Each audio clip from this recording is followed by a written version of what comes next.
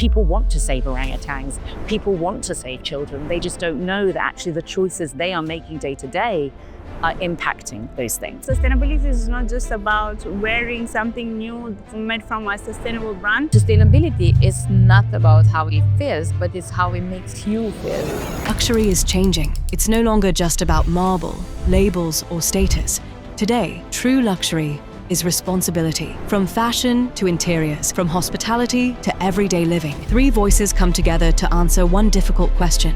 Can beauty exist without costing the planet? It's very easy to think that one person can't make a difference. The best sustainable outfit is the one in your closet. Everywhere I went, there was this link between what we were doing to the planet and the causes that I was writing about. There's the misconception that sustainability is this ugly element that keeps design very old school or very old-fashioned, which it isn't at all. It doesn't have to be just buying something new. Isn't that the real luxury now? Things that are sadly disappearing. People don't want just the look. They actually want the deep luxury, the one that makes you feel that you've been on a vacation. What if the future of luxury isn't excess, but intention, design, experience, and responsibility? Find out on this episode as we go beyond the surface. Welcome to Beyond the Surface by Design Studio by Huzaifa. Today we are talking about sustainable luxury, how to make beautiful spaces that are also responsible. Not buzzwords, real choices, and real impact. We have got three incredible guests, each with their own perspective. Adriana Graur is the design director at DWP in Dubai and the lead green associate. She designs people-first spaces and has been recognized as Interior Designer of the Year 2025 by CID.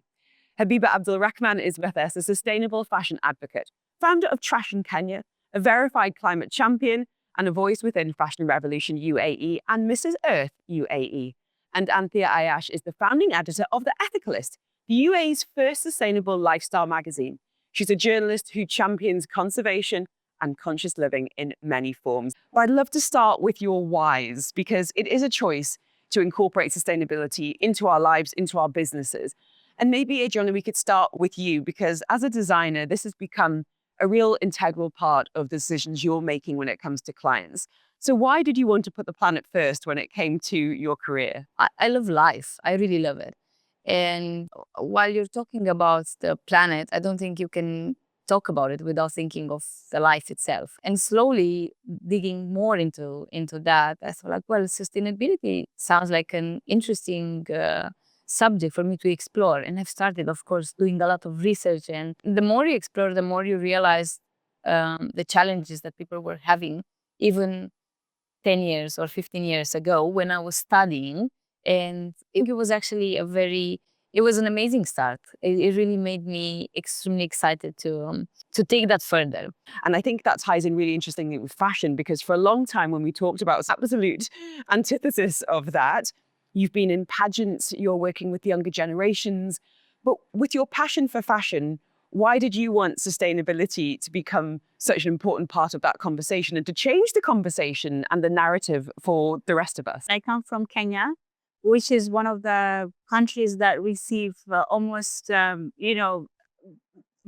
thousands, of secondhand clothing and millions tons. You can't imagine. So when it comes to that conversation, it was important for us to highlight the problem of the waste that comes in as EU exports, and to bring that conversation forward in a creative way. So for me, through content creation, it's my forte. It's where I thrive in. So I decided to mix that creativity and raise awareness through showing people alternatives, solutions, because you can't always communicate problems and challenges without giving people the solutions and alternatives. When I came to the UAE, I started exploring the sustainable communities. It's a good way to show people you can find ways to be sustainable, and these are the brands that you can source your sustainable outfits. And it doesn't have to be just buying something new. You can thrift it, you can upcycle it, you can swap your clothes. So there are a lot of swap events I go to here in the UAE. And also I learn, because when I meet a designer, for example, like you, who's creating something amazing from a sustainable fabric or doing something new or innovative, I get to learn as well. Anthea is someone who's been really leading this conversation across a whole range of different aspects, from food waste to fashion.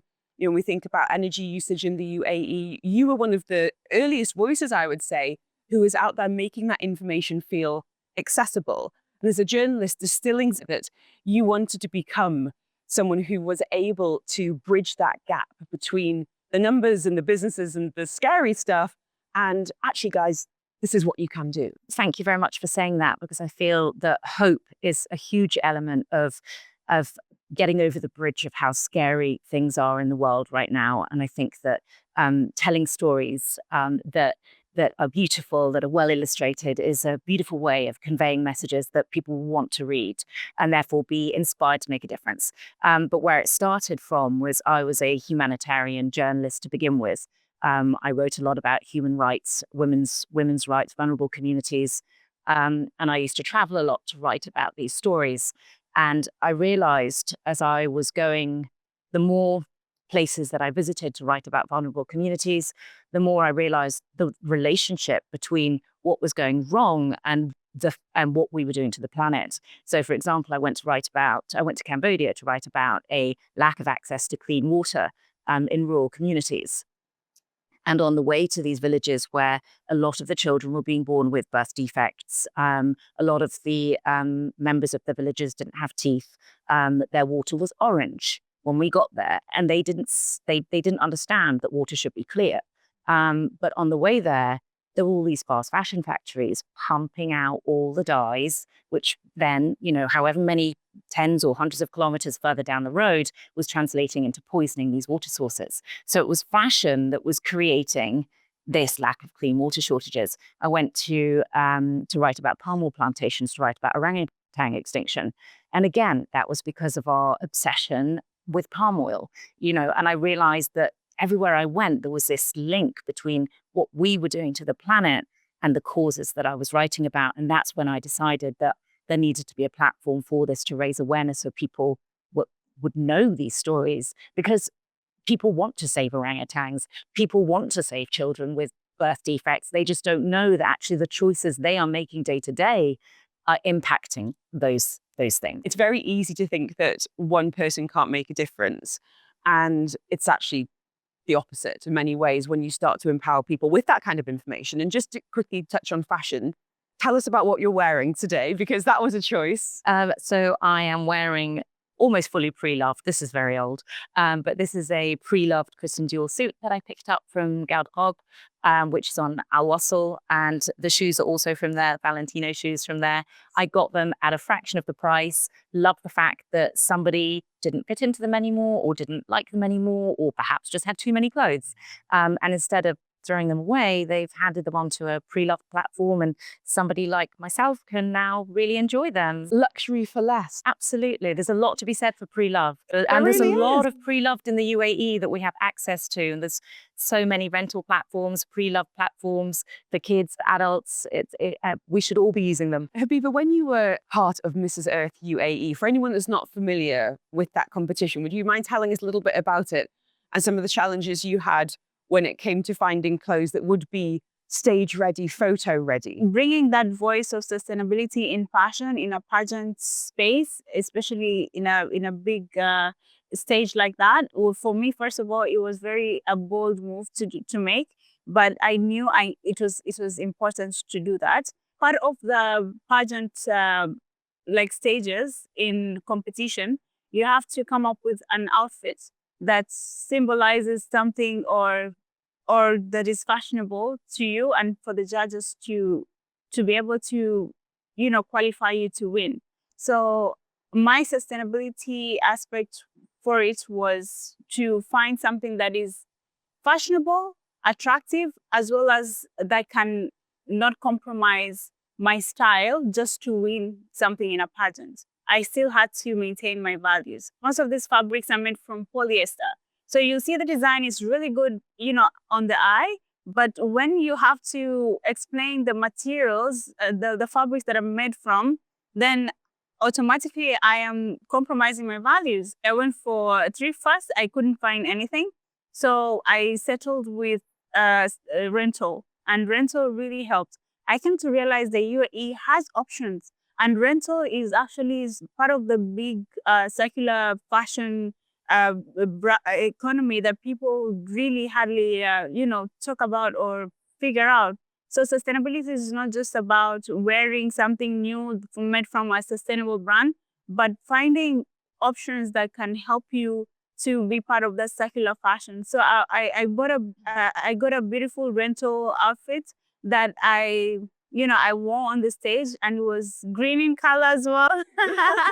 And then you can amplifying that message on the Yes. stage and on in social media as well. But I think Yes. I'm a big believer that you can't be it until you see it. You need to have Yeah. these voices who are standing up and saying, I maybe did something unexpected, but I still stayed true to my values. And that can be a real challenge because it's not always the easiest thing to do. Also, when it comes to re-wearing an outfit, is something that people find very not fashionable, I would say. Let's say I wear an outfit and I post it on Instagram, and there's so many events in Dubai. Let's say Dubai Fashion Week and all this.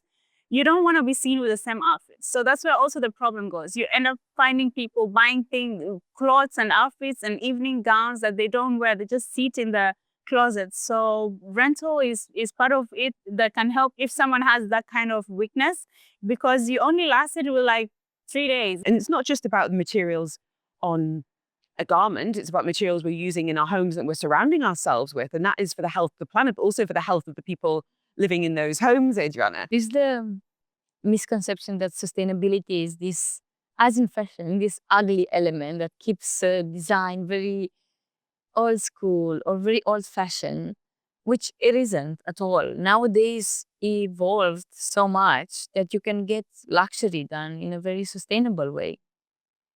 And there are very small elements that we can implement into projects that will make a huge difference, will help the planet, but not only. I always talk about sustainability differently, not just to the elements that are catering for materials or the ones that you're feeling or seeing. They're actually the ones that you don't that are affecting the sustainability. And that's something that you would do in a planning stage with when you're working with a developer. And are they coming to you saying, we have sustainability as a priority? Or are you there going, I see what you're seeing. I see the luxury that you want to be presenting and putting out to the public. But could we make some tweaks? Are you the one that's driving that? Or do you feel like there's more of a demand from developers to be really responsible? Some do. Some don't have the knowledge, or because we come from all over the world, we need to bring our strength to the plate. And especially in the development sector, where you do have people coming with different backgrounds, you do want to make sure that you're finding the common language into the conversation. And we do that. We bring the elements that we know will help the project.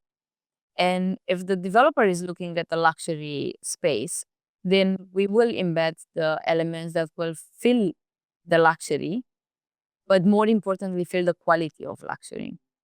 Because it's not actually just the marble, or it's not just the finish that you can use within the space, but it's the access to natural light, it's the access to views, it's the planning that really makes the space feel good. And sustainability is not about how it feels, but it's how it makes you feel about the space. And for example, when the air quality is good, you know that that space is going to keep that tenant or that owner happy throughout its whole lifetime in the building. That's sustainability done right. And what about things like energy usage, being aware of those little things happening behind the scenes that a tenant or an owner might not know about, but you've been intentional about with the planet? Especially at the beginning, because people don't have, as I don't have it, for example, in fashion or in different industries. If you don't make yourself aware, then you won't know them. So we try to educate, especially developers or the people that we're working with, clients of any kind, that there are small elements that won't cost almost anything, like faucets, for example, or the elements actually like tires that we're using that will have the same look, but they are actually sustainably sourced, or they can be recycled at the end. Because people buy, for example, they buy an apartment they will go in and want to make it themselves. So they will change everything. So what, ripping things out? Yes, of course. So why should we do it in a way that is not something that can be designed for everyone, like the flooring or the way the unit is planned, that will work for the majority of the people? So planning is always a very important point, because if you have a maid's room, for example, that has access to natural light and is placed in a way that doesn't bother the tenant or doesn't bother the person owning the space, but is close to the kids' room and so on. Those are elements that you learn from your own life. And us as designers, or at least interior designers, we can take them into our work and make it work. And there have been some barriers or challenges or, financial obstacles in the past, but I do feel that is changing when it comes to the spaces that we're living in, whether that is energy or indeed materials. In your time in Dubai, do you feel like that has accelerated? Yes, it has changed a lot over the past 10 years. I used to remember the beginning when we were crafting our sustainable material library, and now almost all of them are sustainable. I think we're probably 90% of the ones that we are able to use in the projects come directly with certifications and everything. When it comes to teaching our children in a way that doesn't feel scary, how are you doing that at home with your two, Anthea? And what kind of messaging are you hearing from them that would have been completely out there for us, 20, 30 years ago? Yeah, I think absolutely the education system is having to adapt, because there are a lot of children suffering from eco-anxiety.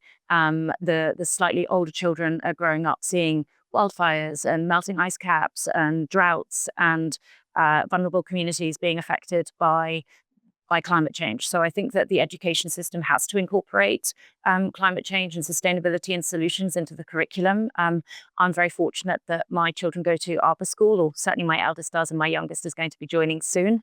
Arbor School, as I'm sure you're aware, is now the most environmentally friendly school in the UAE, if not further afield.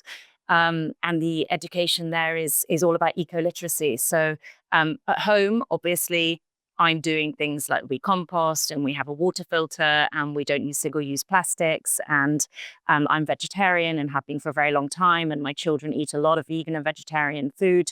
They're quite young, so I haven't gone into the reasons for that yet. I will do that in a couple of years. I don't want to frighten them with the realities of what happens in the livestock and agriculture industry. But I think they're coming home with knowledge that is pairing up beautifully with what they're learning at home. So choosing books as well. There are beautiful books about the environment, the lost toothbrush being one of them that, ends up in landfill and it manages to make its way back. And it was a beautiful way of getting the story about across. connection and storytelling. And I think regardless of age, when we're confronted by, data, do you think you're seeing more appetite from younger designers who are wanting to solve problems and almost future-proof the planet without compromising on luxury and quality? I'm not sure if it's just regarded in the interior design. I do go to local schools and try to educate the younger generation in this field as well. I think it's the overall awareness of what can you do to make it better. And I'm actually very proud of the younger generation. I think they will be so much better than my generation, and I'm very proud of ours as well. But I think that the next ones are gonna do even better. They are very aware, a lot more aware than I was, but because they have the access to information from all over the world, not just with AI, but with technology in general. And that's the reality of our days. Social media and the internet has become amazing for bringing some of these statistics and stories to life, to understand what it is like to be in that village, in that home, in that country, and how it relates to us as consumers. You as a content creator, that's a big responsibility for you. And when it comes to some of your younger followers as well, are you seeing more ideas and inspiration and innovation from them? Yes, actually, you also try to understand what people are responding to. And this goes with the algorithm. You get to see what kind of content works more or does the best. And whenever you put about like, lifestyle content and OOTD outfit of the day and all that, you see people are more like drawn to that. So that's why for me, I'm turning it into more positivity. Like I said, showing, it's relatable content. You can be fashionable. You can mix it up, be, have it thrifted, have it upcycled. Especially upcycling is a way to just activate that creative factor in people, by telling people repairing is the solution more than buying something new. You can even if it's a fast fashion item that you already own in your closet, we have a saying in sustainable fashion that the best sustainable outfit is the one in your closet. So if you already own something in your closet, that already is something that you can rewear, repair. You can also be creative with it. You can upcycle it. You can do anything with your outfit. Just be creative with it, and that brings out that creativity aspect in people and individualism, because now people would love to also express themselves. And clothes just don't just become about just any piece of cloth. But once someone puts in their creativity into it, they feel more prone to preserve it more, I know the content I really Yes. love is when I see someone with an item and it's like 10 ways to wear this. Exactly. And I'm like, I never would have thought of that. That's interesting to me. I'm Yeah. happy to spend a bit more on that good quality with a brand that is aligned with my values. And you're showing me 10 ways I can wear it. Exactly. Thank you. What Yeah. about content that people are responding to on the ethical list? We know you cover such a broad range of different ways to live, to work, to consume, to live consciously in the UAE. What's resonating with followers and readers? It's difficult to say, because, as you say, we have so many different pillars under the platform. So we talk about parenting. Parenting is always popular. How to hold birthday parties without all the tap, for example. Well, I mean, get rid of balloons first. My children haven't had a party with a balloon since they were born. There are plenty of ways where you can put seeds inside party bags, for example, and not using plastic party bag. All the plastic. I mean, as you know, as parents, the bags that we get full of all the plastic tap, that what do we do with these things that you throw at a wall and stick? It goes in the bin a week later. That's exactly what happens. Yeah, exactly. So eco-parenting is popular. Conservation is always very popular. Things like how to work with animals and rescue animals in the UAE and abroad with the dogs and cats. But I think also an area that we're finding very popular is hospitality. And I think that's because hospitality is very much leading the conversation when it comes to sustainability. And certainly that's the most amount of press releases I receive are about the hospitality industry, about hotels. Now, I think that's because there's a lot of there is a call, particularly actually in the luxury space or the luxury traveler.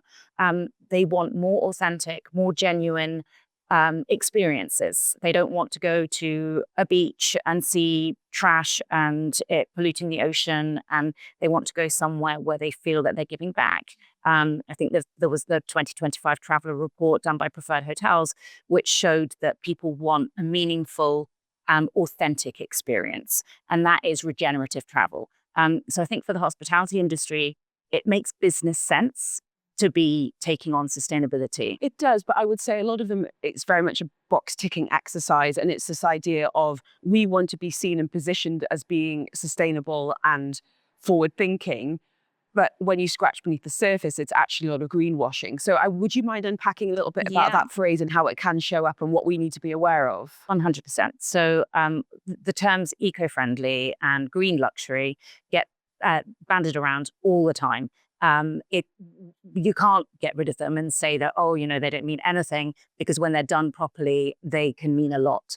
And there are a lot of hotels that are doing this, but then there are others, like you say, that are box ticking. So, for example, I was fortunate enough to go on a trip to the Okavango Delta in Botswana with Wilderness Destinations. Wilderness Destinations pride themselves on looking after the wildest places on earth, and they, particularly in Africa, and they try to work with the local communities, with policymakers, and with the tourism industry to help animal, wildlife, and human coexistence. So it's not preventing conflict. It's not conflict free. It's coexistence, how they can actually live and work together. And when I went there in the Okavango Delta, there are now more elephants than people. So there are 18,000 people and 27,000 elephants. And they're working, living together using really natural techniques like putting smoking chili peppers around their fields, because the chili peppers really affect the nostrils of the elephant. Using beehives. Who knew that the biggest matriarch could be frightened by the tiniest little queen? They're terrified of honeybee. They're terrified of bees. And then, with wilderness, for example, their camps are designed to leave no trace. So you can literally unscrew them. That they've been put in with screwdrivers. They can unscrew them, remove them, and within 6 months, that landscape will go completely back to natural. They're solar powered. They employ 90% local communities. All the food that is there is locally sourced. That I would call green luxury. But when we're talking about a hotel getting rid of plastic straws, which they could have done 10 years ago, getting rid of plastic bottles, which they could have done 10 years ago, and then saying we're eco-friendly, well, that's just, that is a little bit of box ticking, and it's not as authentic. I think with the hotel industry, as long as there is honesty about what they're doing, there's proof to back it up. So they're measuring the data and they're sharing the data, and then it's consistent. So it's not something that's happening on a one-off campaign, but this is genuinely running from one source right the way through the resort. Then that's eco-friendly. So I think the terms can be used loosely and unfairly, but they can also be associated with some fantastic projects. I think you're absolutely right in terms of you can't improve what you don't measure. Can I ask, Adriana, what you're doing at home that we could learn from that can compound and make a difference? I was telling my son that I won the interior designer of the year. He said, I don't want to be a designer. It's like, okay, it's probably because of how he sees the industry. And it is very hectic. It is very consuming. So probably for him, it seems too much. He enjoys the beauty of life in going to school and spending the time with people, which in my view it's what should be about, like educating, especially the younger generations, in the way that they should be leading their life. I think because of that, he loves nature now. He loves preserving the environment for a lot of things that he appreciates in life.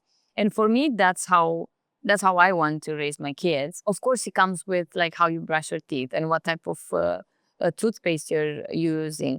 But also, like, can you please make your bed and clean your own room? Like, you don't need the nanny for that. It is the way that you will actually lead your life and take care of the planet later on by doing it for yourself instead of asking others to help you with that. What I find interesting about the UAE and us being majority expats is, do we have enough of an emotional buy-in in taking care of this country? Because I think that's a big barrier to a lot of people. It's this idea of, I'm only here for a year or 2 years and 5 years, so why should I care?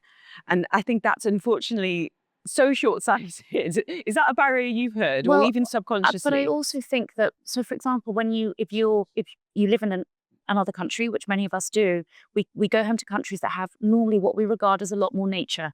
So for example, back home this summer, we had a bumblebee nest in the wall of the house. And so some of them were getting tired and they weren't quite making it back to the nest. And so I was teaching the girls, as David Attenborough has taught us, to put out a little plate of water and sugar. And they were in love with this idea. They found it fascinating. We had so many ladybirds in the garden. They were obsessed. Ben and Holly just came true, They had ladybirds everywhere. They were outside. We have a wonderful gardener, and they were outside with the gardener, like doing everything, helping with planting and getting their hands dirty. I think going back to what you were saying, the problem is I think there's this conception that we don't have as much nature here, which isn't true. Yes. If you step outside of the big cities, yes, we might not have, ladybugs and bumblebees, but we have bees and we have the desert bee. It is all there, and I think we have a responsibility to be shining a light to our children, but also to the wider world through social media, that it is here and we should care. I wondered, when it comes to the next stage for you, what are you hoping for in terms of your personal impact, and I guess the changes we're looking to see in fashion in particular, Habiba? I would start with innovation. Innovation is a big part of making sustainability work. And when when I look back at how Traction started, it started through the inspiration that I got when through the people who are creating beautiful items from waste in Kenya. And so spotlighting that is very important to show that this is possible, and these are the people who are being innovative, because being innovative is also thinking outside the box when it comes to recycling. Like I mentioned, having the secondhand industry is one of the most impactful when it comes to textile waste in Africa. In Kenya, that's the big issue. That's where I lead the voice in. It's important because these kind of clothes that are coming in bales, and the traders, the secondhand traders, also feel disappointed, because when they open these bales through the EU exports, they end up being not resellable. They're not fashionable. They're not resellable. They're also bad quality. So what do? They end up throwing it. It's in either in landfills or in drainage. It's affecting waters, beaches, and also burning, which is something that the carbon is being emitted on, and toxic gases, and it affects people around. The health of even the traders, the secondhand traders themselves. So you find this, we need to spotlight these issues, and we need to find solutions. So this is the part of the policy making that comes. Without the right policies, it's almost impossible. I also think it's when it comes to the designers and the labels, to look at this creativity that that on the ground and going, this is possible. This is exciting. possible. Let's learn from you. Exactly. Let's embed you in our Exactly. company. Let's try some of these techniques, because real creativity and innovation often does come from necessity and from there. So why not leverage it? It's actually I almost feel like it's our duty to educate in all of these issues that we're facing around the world, that they don't. If it's not taught in school, then you should be doing it. If it's social media, because that's the next thing for the future generations, we should be doing it through that. It's actually one of my future goals to become good at teaching through social media. Yeah. All the things that you can do in design, because of course this is my specialty. But I'll try to do it because people and the younger people are looking more for experiences than that's the new luxury. It's actually the experience that you were talking, especially in hospitality sector. People don't want just the look. They actually want the deep luxury, the one that makes you feel that you've been on a vacation, instead of being surrounded by all these elements that are distracting me from relaxation. Then and my purpose for that trip was to relax. Then that's not luxury. Isn't that the real luxury now? Actually, silence, solitude, wilderness, things that are sadly disappearing. And that's where I think, sadly, a price tag comes with it, because the more these places are being destroyed and the more people want to go there to get away, to have peace, to reconnect with nature. And the price tag is high. I feel like that's going to change. I feel like as there's more demand from the consumers for real connection and, ironically, disconnection, the companies need to listen. And that can be from a myriad of places, from, as you say, this kind of, like, please do the basics, tick that, but also do better. Learn, design better. Yes. Make choices and listen. And when it comes to responsibility and what you can do at home, one major thing that I apply is decluttering. And the more you practice it, the more you become sustainable naturally. So for me, when it comes to decluttering, I usually, sometimes even see my clothes and I'm like, oh my God, I'm not wearing all these clothes. Like, I want to go somewhere and I don't have anything to wear, but I have a lot of clothes in the closet. Or it's like you don't have time for creativity. Sometimes you're too busy to even think of being creative, So when it comes to decluttering, it's very important. Like for me, I have young sisters. So sometimes I send them my outfits. I'm like, choose which ones you want. And they're like, oh, you're the best sister. We want these. So I pack them in a suitcase and I send them home to them. Here in the UAE, like, talking about people who come and go, you show them the places where they can donate their clothes, which can be repurposed, can be also resold or taken for charity causes. So these are some of the solutions that we can give people. I genuinely have come away from this conversation with some great recommendations in terms of who is doing it well, about how to present information in a way that feels empowering rather than paralyzing, and actually really heartened that there's things happening behind the scenes with the planet in mind that we as residents, as owners, don't even know about. I think it's a really exciting space and one that we should be kind of continuing to lead in. And it is voices like yours through various platforms in the industry, on social media, and journalism that allow people to connect with that information and make some more responsible choices. Thank you so much to Adriana, to Habiba, and to Anthea as well. Today we heard that real luxury is beauty with evidence, with materials, with ethics, and design that age well. This is Beyond the Surface, and we'll see you next time.